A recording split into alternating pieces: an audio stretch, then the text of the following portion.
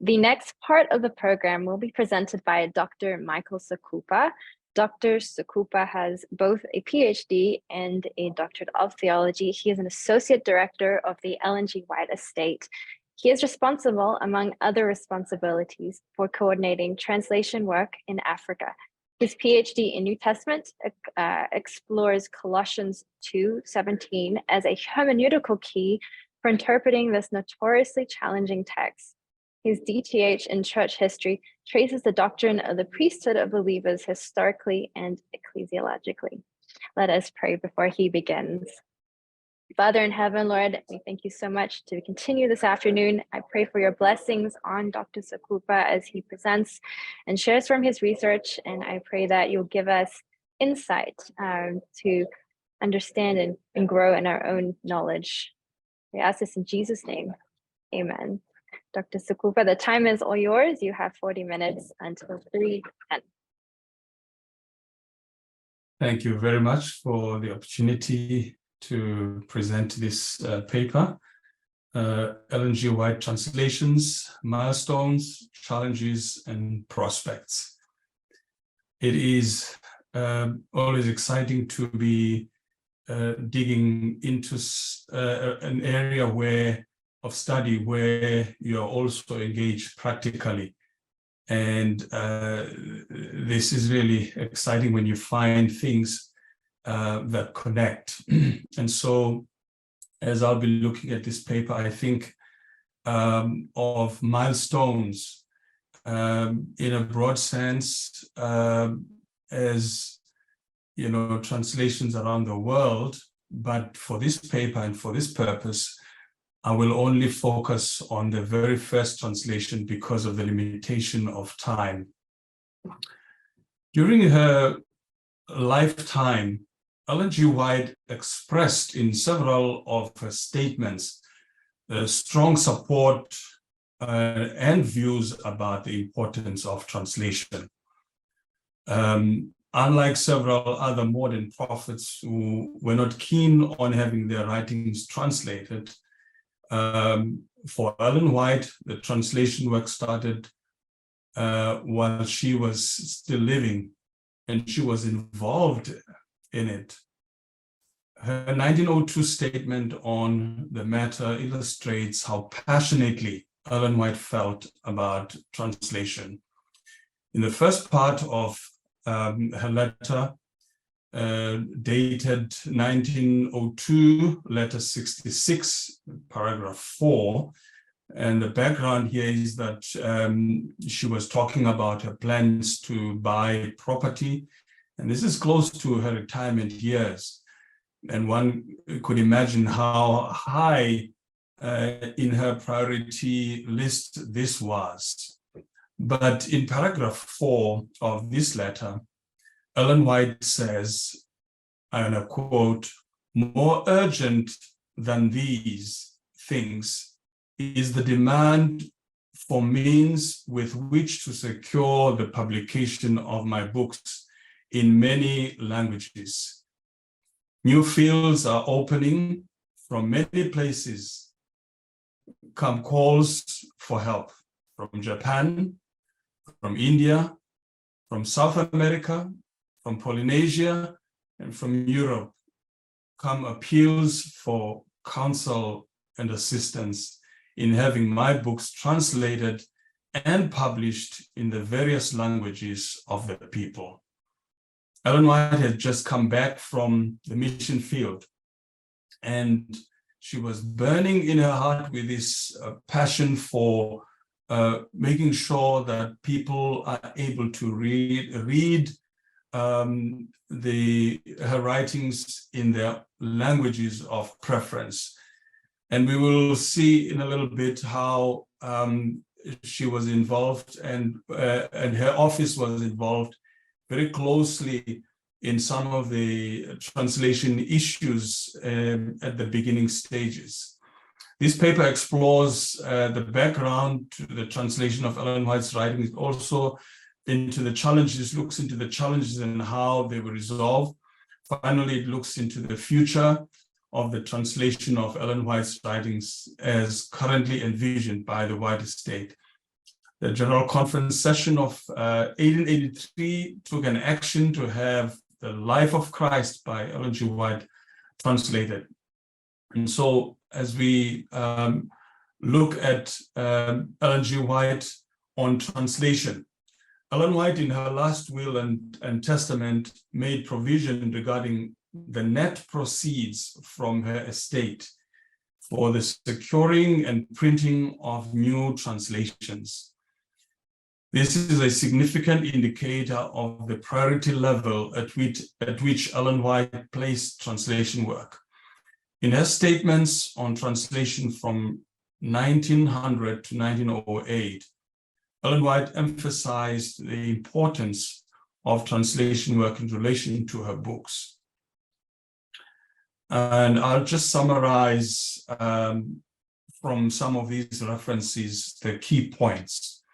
And the first point is that facilities, meaning finances, are to be set in operation for translation and support of missionaries in the field. And this is found in Letters and Manuscripts, letter 33 of 1900, paragraph 4. Point number 2, all royalties from translated works are to be used for translation and publication of new works. She appealed for gifts and loans without interest in advance, to advance this work swiftly. Letter 66 of 1902, paragraph 5. And point 3, by 1902, Ellen White was not using any of her royalties from foreign translations in Europe for anything else, but only for the education of foreign missionaries and the translation work. Manuscript 133 of 1902, paragraph 23. And point number 4, in 1903, she received an offer from Edwin Richardson of Woodward, Oklahoma, for property with an option for receiving an equivalent in cash. She opted for the latter with the aim of preparing books and translate her works into foreign languages. Letter 110 of 1903, paragraph 1. And point number 5, Ellen White received a bill of exchange for $500 as a token of appreciation from one of the publishing houses when they heard of her need for means. And Ellen White immediately responded with the intention to return the money so that it may be plowed back into mission work. Manuscript 8, 1904, paragraph 34. And point number 6, which is the last point on Ellen White and translation from her own statements and writing. When Ellen White received word about the challenge of means for translation of her books into the European languages, she said, "I will give my royalties on these foreign books for this purpose." Letter 106 of 1908, paragraph 7. And this indeed became her practice in the latter years, that her royalties were going back to mission, supporting missionaries and also for translation work. So this really indicates her burden for translation during her lifetime, and also putting her resources and prioritizing, therefore, translation work as an important work. And let's look at some milestones, milestone translations. I did mention that I wanted to look at the first translation rather than going around the world, because that can really be a mammoth task to look at so many firsts around the world. But what is interesting here is that there are several indicators of first translations, but let me delve into it. Christian experience and it is a translation title for a Danish a translation of an Ellen White book. It's Adelenge Erfaringen. This is Danish. I hope I did not really mess up the language here. So, so this was published according to some sources in 1884 in the Danish language, and it's regarded as possibly the first translated work, Ellen White work. There is a possibility that this book could have been circulating even earlier than the suggested date. In the minutes of the General Conference session of 1883, there are some decisive actions taken on the translation of the life of Christ. In the preamble to this action, reference is made to a recent publication of a book in the Danish-Norwegian language on the life of Ellen White, drawing extracts from her writing as well. The response to this book from the Scandinavian people was overwhelmingly positive. This was evidenced by a call for more Ellen White's translations. It was in response to this call for translation of more Ellen White's writings that a recommendation was made at the General Conference session of 1883 for the translation of Ellen White's Life of Christ into the Danish-Norwegian language. The recommendation for translation was also extended to French, German, and Swedish languages. It was also recommended that the book Thoughts on Daniel and Revelation be also translated into German, Danish, and Swedish languages. The implementation of this action of the General Conference session is summarized well by Dennis Kaiser.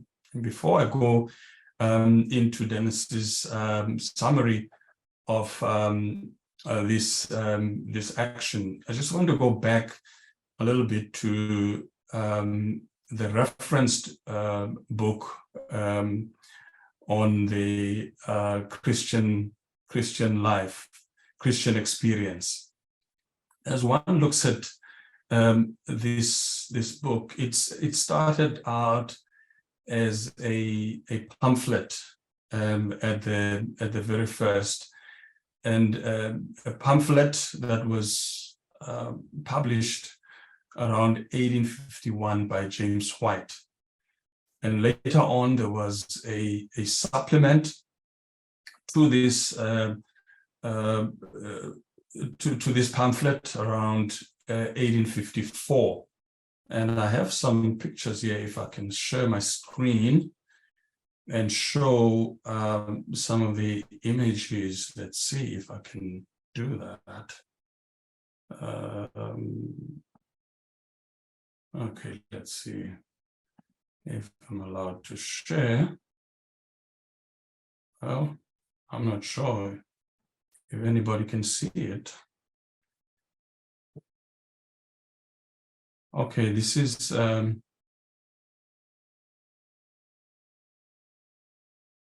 almost said this is an unresponsive audience.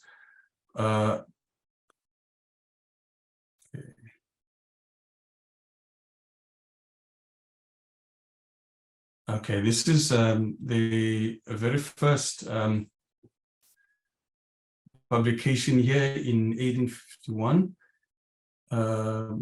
And then we have the supplement to the Christian experience and views of Ellen White in 1854.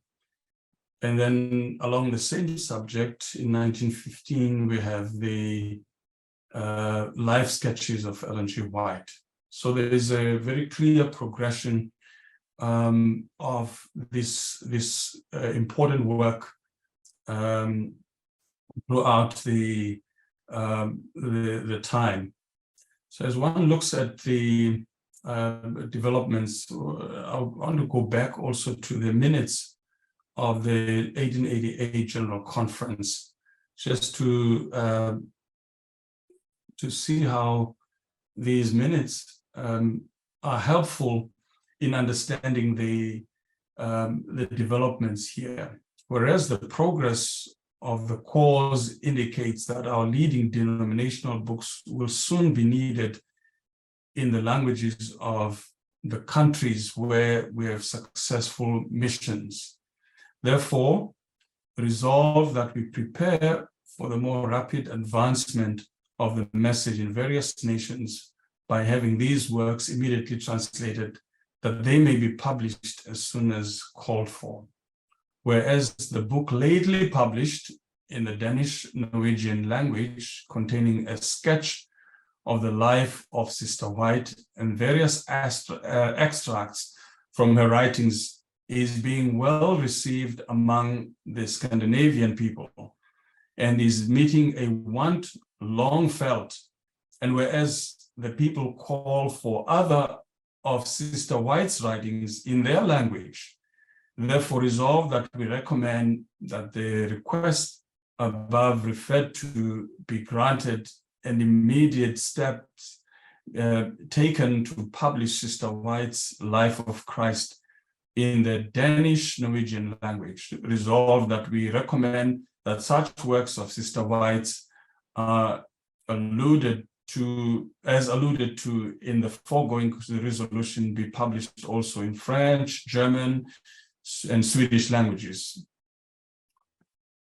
So looking at this closely, it does seem that there was a publication that was already circulating in the Danish language at this time. And the big question is whether this would be regarded as a book or a pamphlet. Kevin Morgan, in his literary study of Ellen White's first book, the sketch of the Christian experience and views of Ellen G. White, shed some very interesting light on the progression of this work and how it developed over time. As we mentioned, it was first published in 1851, and then a supplement in 1854. And then there were several sections of the book that were published elsewhere in journals or magazines. So Kevin Morgan observes that it was called a pamphlet until 1855. So which means from 1851, between 1851 and 1855, this work was regarded as a pamphlet. And there are some references there of where it is cited, or at least where it is referenced or mentioned. In the Review and Herald of September 16, 1851, page 32, March 2, 1852, page 104, Review and Herald, April 14, 1853, page 92. So all these references indicate this work to be a pamphlet. And then it was listed as a book from then on, from 1855 going forward. And we find a reference to it as a book on March 6, 1855 in the Review and Herald, page 192. And also in the Review of February 10, 1859, page 96. It is also there regarded as a book. So which means by the time that this work was circulating in Europe, which was in before 1883, it was already a book and not a pamphlet as such. it had developed into a very important book. And I think the content of this book are very interesting and important, because while it talks about the life and experience of Ellen White, it also has some very important insights on the life of a Christian.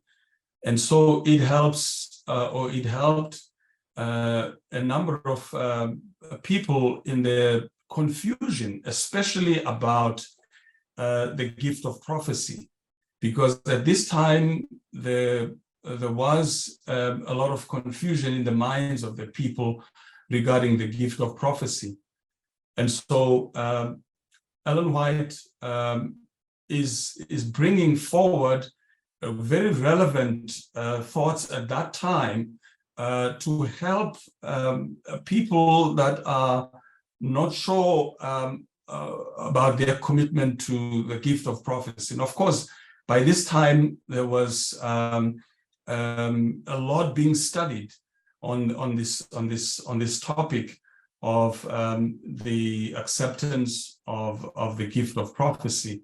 And so as we look at the developments here, one finds this work to be a very important milestone that helps people, especially we find that in Europe, this book was very well received by the field, especially that it was translated into the Danish Norwegian language. Now back to the summary that Dennis Kaiser gives of the work of translation. He cites, or at least he summarizes this way, and I quote, "The translations were prepared in the respective countries where these languages are spoken. The Danish Norwegian edition was translated by brothers A.B. Oyen and J.G. Madison between 1884 and 1885. The first edition was published under the title Jesu Christi Live at Battle Creek, Michigan, as well as Christiana, Norway, in 1885. The first Swedish edition was published under the title Christi Lefnad in Battle Creek, and at Stockholm, Sweden, beginning in 1886. There existed at least 7 German and 3 American editions, and then the first French edition was first published under the title La Vie de Christ in 1887, and was continued to be published in Basel, Switzerland, Oakland, California, Battle Creek, Michigan, until at least 1891. There existed at least 4 French editions and 3 American editions. So this is a kind of summary of how this book developed in time, and how within a very short time it was translated into so many and multiple languages. The early translations in Europe were under very constraining circumstances. The development process was not smooth sailing. With reference to the 1883 General Conference session action, Arthur White notes these actions called for competent translators, and those present felt the work could best be done in Europe. They voted that A.B. Oyen go at his earliest convenience to Europe. There he could engage in translating with the help of the best scholars and J.G. Matheson. The call for the emphasis made by G.I. Butler, who was then General Conference President, in his opening address at the beginning of the conference. He suggested a preparation of books to be based on the subject of spiritual gifts. The General Conference Committee was asked to give attention to this. So this was initiated, or at least motivated highly by G.I. Butler, who was then president of the General Conference. While this 1883 action was a church decision at the General Conference level to prepare and translate Ellen White's writings to meet international language needs, Ellen White was also involved. In 1888, she writes, "I have brought from Norway a musician, a translator, and I have also brought from Chicago a young lady who has written for magazines like Mary Claw, and they are now engaged with me in my work." So the idea of translator could, not really at that time be clear whether the person was an interpreter or a translator, because today those are two distinct activities. An interpreter would be somebody who does translation orally from an oral speech. And then a translator would be somebody who does translation of a text. And this is how, even courses on translation are kind of divided today. So one is not clear whether this lady this young lady was an interpreter or a translator. It's not very clear. W.C. White traveled with Ellen White to Europe and worked with her during her stay there.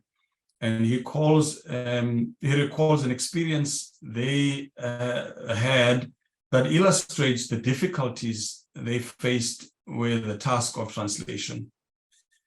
And I quote, "When we were in Basel in 1886, we had a very interesting experience with a group of translators. We found that our brethren in Europe were very desirous of having Great Controversy Volume 4 translated into the French and German languages."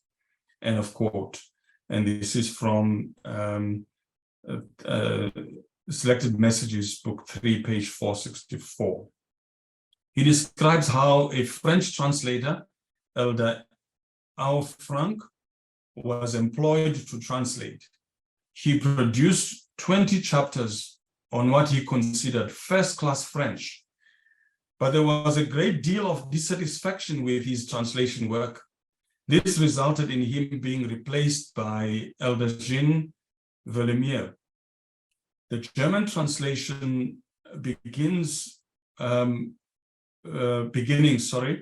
were also challenging. There were several people who were given opportunity. Kunz, Mrs. Bach, Henry Fry. Willie White describes the challenge. Several persons were united in condemning each other, these translations, and it was difficult to find more than two persons who would speak a good word for either one. They finally recognized from observations of Elder Whitney, who was then the manager of the Basel office, that Ellen White's writing was challenging for these translators. The figures of speech and religious phraseology were the main areas of difficulty in the translation task. Willie White reports, finally a way was arranged each morning at 9 o'clock. Two of the German translators, two of the French translators, Elder Whitney, Sister Davis, and myself, met in the editorial room, and chapter by chapter, of the English book was read and commented upon, the translators, recognizing a difficult passage, would stop the reading and discuss between themselves what the wording should be in French and in German. Frequently, Elder Whitney would stop and the reading and say, "John, how would you translate that?" Then he would appeal to Elder Al Frank saying, "Do you agree with that?" Discerning that they did not understand in completeness the English text, Sister Davis and Brother Whitney would discuss its meaning, and then the translators would again propose a translation. So a very interesting early beginnings and especially challenges and how they were met. So the challenges were identified and solutions were sought within the office of Ellen White. Let's look at a summary of these challenges. Since the first translation was published, there have been numerous challenges that the church had to deal with regarding translation of Ellen White's writings. For the purpose of this paper, I will highlight some key issues. Funding would be the first one. Ellen White funded some of the early translations through her authorial royalties and fundraising. Upon her return from the mission field in Europe, Ellen White penned the following words in support of the translation of her books in multiple languages. Calls for help from India, from Polynesia, from Europe, for counsel and assistance in having my books translated and published in various languages. So General Conference has set up for today, at least in our time, a funding structure for translation. The Spirit of Prophecy Committee is a subcommittee of GC ADCOM, takes care of the approval of subsidies based on policy provisions. The policy is carefully crafted to give support through a shared source of funding from GC subsidy appropriations, where divisions, unions also participate. The GC funding is carefully managed and replenished annually. The challenge comes when there is no matching funding from unions and divisions. This stalls the entire funding process. Very often, the funding proposals are not presented well in advance to give time for the budgeting processes. Some cases, there is just no matching funding available at all, even in the translation subsidy proposals given on time. So these are some of the challenges today that have caused many gaps in the translation process, that we have still millions of people, Adventists, who do not have access to Ellen White's writings in languages of their preference. And sometimes it's not just preference, but it's a dire need where they cannot read any other language except for that particular language. The next area of challenge is translation education. Ellen G. White encouraged young people to be trained for the work of translation. In 1883, the 1883 General Conference session gave a very special emphasis on translation. The action of the General Conference Committee in making liberal appropriations for the translation and printing of several large books in German, French, at Basel had given much work to the imprimer polyglot. This opened the way for the employment of a score of young men and women who were very glad to connect with educational work. The training content included Bible, history, doctrines, and grammar. These classes were usually held from 6:30 to 7:30. So 1 hour in a day, there would be classes in these subjects. And with the marvelous rapidity of French young men who mastered the German and the English language. The German young men, both French and in English. And at the same time, they grew in stature and wisdom. For these morning classes were supplemented sometimes by a week or two of meetings. So there was, in Ellen White's time, a form of translation training that took place. Several times in the morning, classes gave place for a week of 10 days to a series of religious meetings. In these meetings, Mrs. White took a leading part, and she seemed never weary in her efforts to encourage the young people to fit themselves for efficient service in the cause of Christ. She urged them to improve their opportunities, to be diligent in work and in study, and she told them that it had been shown her that if they were faithful, God would use them to carry the truth to many people near and far, and that if they kept near the Lord, they would become mighty in his work, and that some of them would be called to positions of large responsibility. And of course, in Life Sketches 289, there is an indication of where these young people who were gathered for this purpose found themselves. Some became preachers, translators, editors, teachers, and managers of large publishing interests. So that little circle, that little group, and with the encouragement of Ellen White, led to the grooming of these young men to become great leaders in the church. The need for trained translators is even greater today. ASTR has compiled a statistical report on languages that are used in printing and media within the Seventh-day Adventist Church globally.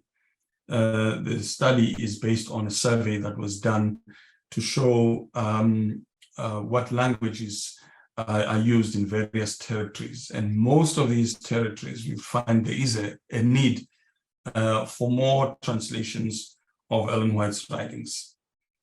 And another challenge is the capacity for printing Ellen White's writings into various languages.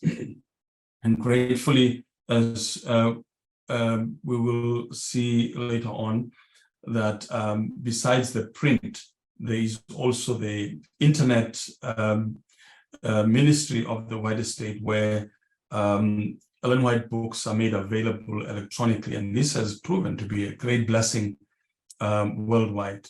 The printing of translated books has been a challenge in several ways. First, printing has to be viable, and this is evidenced by quantities. For languages that have smaller population, it has been almost impossible to print translated Ellen G. White books in some countries and to meet the need. In order to meet the demand for translated Ellen G. White books, the GC Spirit of Prophecy Committee has allowed for different approaches. For example, there is a translation-only approach, in which case for selected books, dubbed mission books, and these are Steps to Christ, Desire of Ages, and The Great Controversy. The author stands to finance translation only and place these on the White Estate website for access. What are some of the prospects? The General Conference several years ago invested on a translation platform popularly known as the Ellen for All. This platform was initially designed to use a crowdsourcing method for translation. Attempts were made to produce translations through this system, but it yielded very little results during its pilot phase. When the pilot phase was over, the platform was offered to the White Estate for further refinement and management. For the past 2 years, the White Estate has been working on customizing this platform to function in harmony with the current system that involves the divisions. just a little bit on the translation platform. The Ellen for All translation platform will soon be launched as a completely different platform to what was piloted before. The new platform will allow the translation committees of the divisions to have a role in the translation process. The monitoring of the progress by authorized individuals will be smoother. The translation team, translator, editor, proofreader, reviewers will work sequentially and on the same platform. And there are, of course, a number of available options. In the interest of time, I'll just go dive into the conclusion for this paper. The involvement of Ellen White in the translation work of her books has its climax in her last will and testament. She was involved in not only seeing the work done, but in devising a plan for its financing. For Ellen G. White, the translation was linked to the mission work.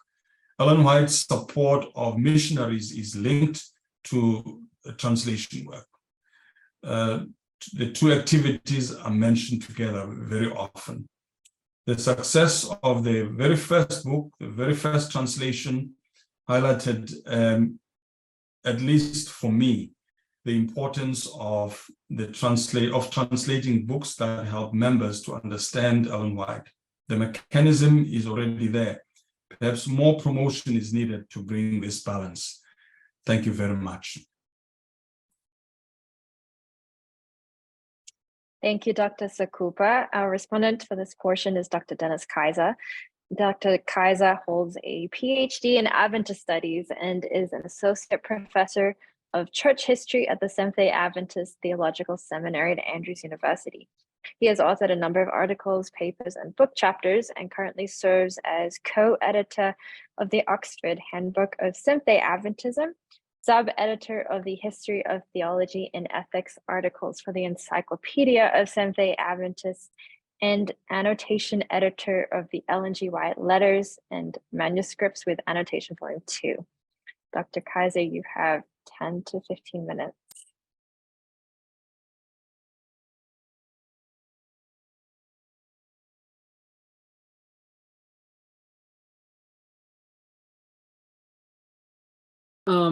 Thank you so much, Dr. Sokupa, for your presentation. And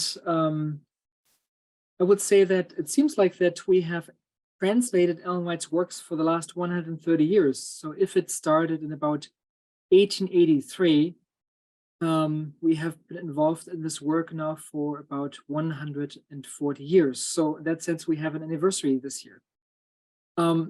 In my response to you, I would like to first highlight some benefits that I see, things that you have done. Then I would like to ask some questions and finally make some suggestions.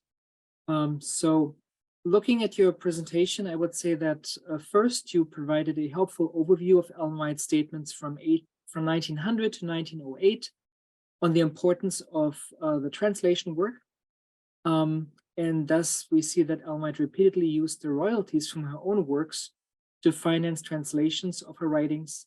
And she also used donations to finance translations and asked for financial help, financial means to be put aside to that end as well. So it seems like that translation work was important to her.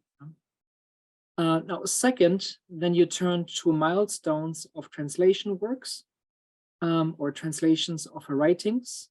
And so one significant observation is the efficiency of the editorial and translation work groups. So I don't know how, let's say, how frequent this was done. We see that initially it wasn't done in this way, but eventually, at least at Basel, they were doing this. Question for me would be if they continued this, if this was a general model or just something that they did for a while there in Basel. So they were reading the text together, then they were discussing difficult passages and how to translate them even across several languages. So it seems they had different people sitting there talking in English, but they were discussing the translation of her works into French and German.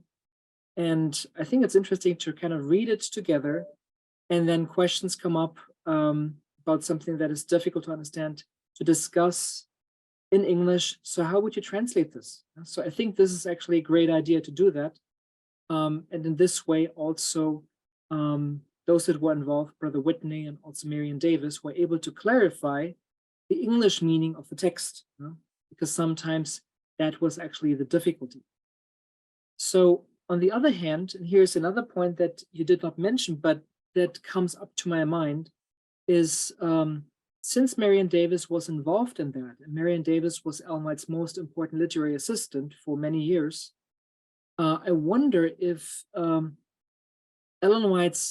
work on Ellen White's future publications, like in English, benefited from this background. So as Marion Davis was helping Ellen White to prepare a text that could be then translated into other languages and maybe translated more easily. So I wonder if Marion Davis became, let's say, more sensitive to these issues, and therefore was able to help Ellen White as they were putting together Ellen White's works.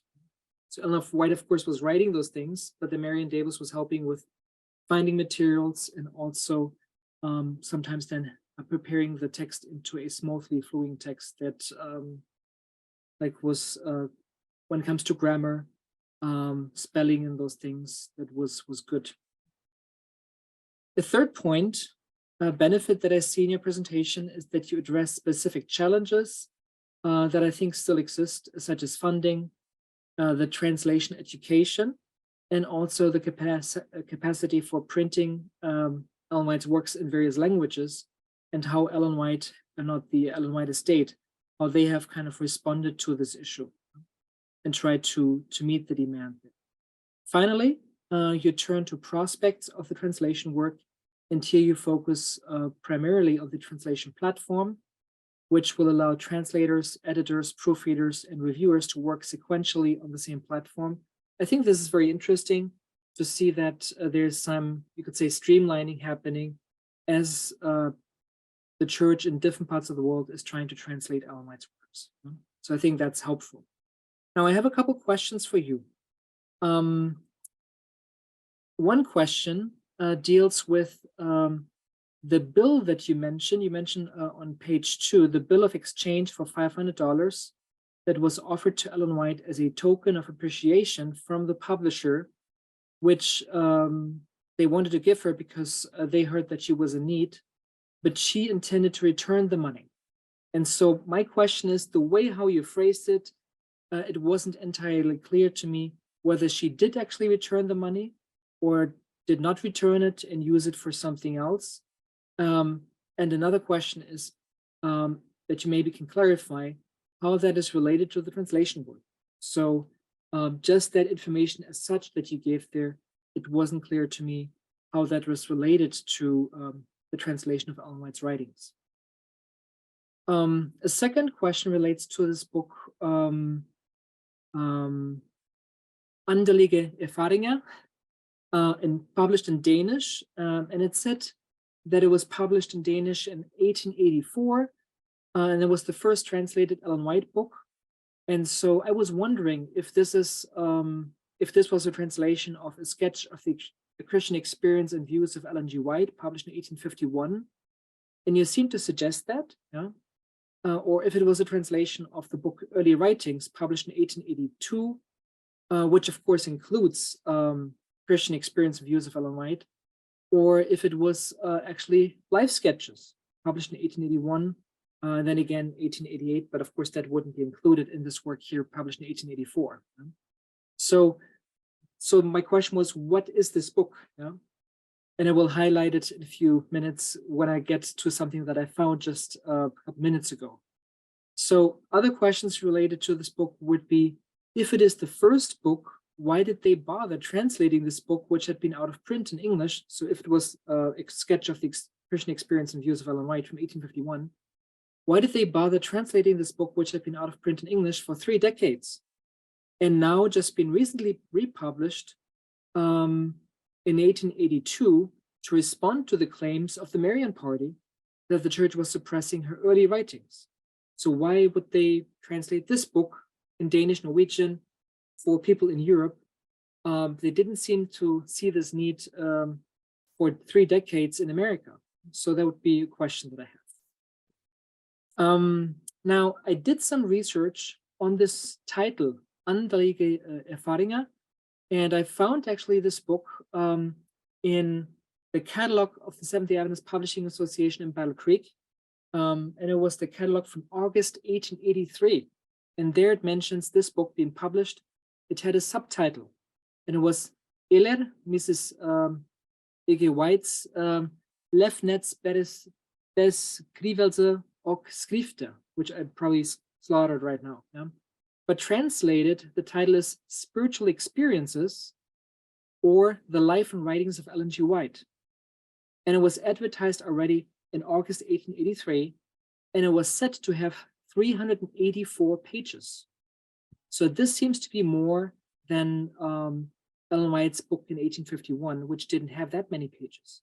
So here is a question: what is the book? Maybe we could do some more research to find it out. The advertisement also stated that this work gives a history of the early life and Christian experience and extensive labors of Mrs. White, with copious classified extracts from her numerous writings. So in that sense, yeah, it would be interesting to see what is this book. Was it put together specifically for translation, or is it just the translation of an already existing English work? Also, in the same catalog, it lists as a translation the book by Ellen White, Den store Strid, which it says there is the first volume of Spirit of Prophecy, which was in English published in 1870, and it seems that here it was published in also in Danish Norwegian, which back then was more like one language. Yeah? So published around the same time, same year. So the question is, which of the 2 books was then the first translated book? A third question that I have would be, you mentioned that there is some possibility that this book could have been circulated even earlier than 1884. Here I have actually evidence for you that it was published at least already in August 1883. You refer to the translator that Ellen White brought along from Norway. Do we know the identity of the translator, that person? Do we have other examples of Ellen White's involvement in the translation work?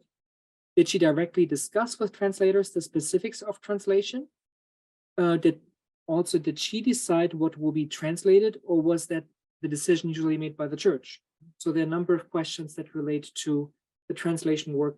Did the church decide what is translated? And then how much was she actually involved? For example, in these meetings where they talked about difficulties, how to translate that, and so on.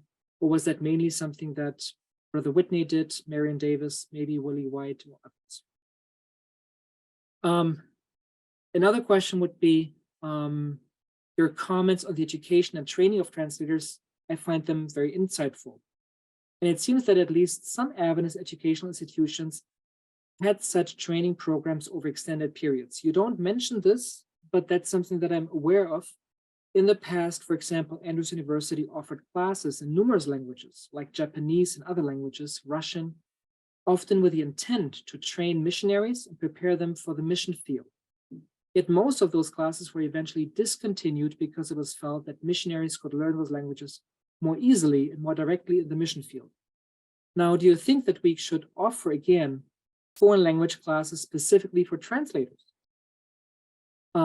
Should those maybe offered in the fields where Ellen White's writings are translated? I'm not sure that our universities or colleges offer like degrees in translation work, for example. Now, on the other hand, looking into the future, do you think that the arrival of AI-driven tools and apps remove the need for translation, or is there still a need for humans to translate works? And finally, a question that I have is, what would you suggest as ways how the positive collaborative experience in the Basel Publishing House could be implemented today? Having people from different language groups sitting together, reading a text together in English, talking together about what might be how to translate that. Do we understand the text correctly? What does it mean? And so on.